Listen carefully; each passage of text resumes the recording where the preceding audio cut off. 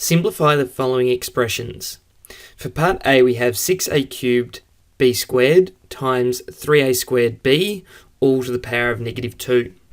So this power of negative 2 means that we can write it as division, so we can put it on the bottom line of this expression, and the 2 is a square, so we're going to square each of the terms multiplied inside that bracket. So our next line is going to look something like this. We're going to have 6a cubed b squared on the top line, and on the bottom line we're going to have 3a squared b, all to the power of 2. So that's taking into consideration the negative part. And then if we simplify a little bit further, we're going to have 6a cubed b squared, all divided by, and now each of the things that's multiplied together are all going to be squared. So it's going to be 3 squared is 9, then a squared squared is going to be a to the power of 4, and then b squared is b squared. Next, we can cancel anything that's a common factor to the denominator and the numerator. So we have 6 divided by 9, so that's going to be 2 divided by 3. And then we're going to have a to the power of 3 divided by a to the power of 4.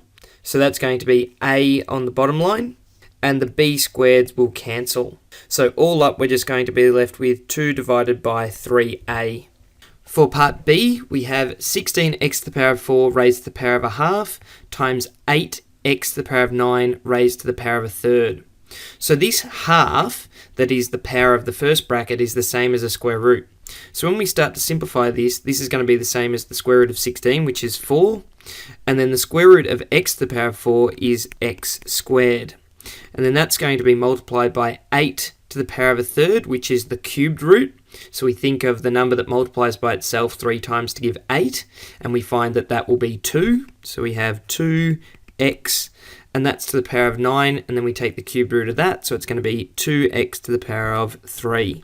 Now all we have to do is simple multiplication, so 4 times 2 gives 8, and x squared times x cubed, we add the powers, meaning we have x to the power of 5.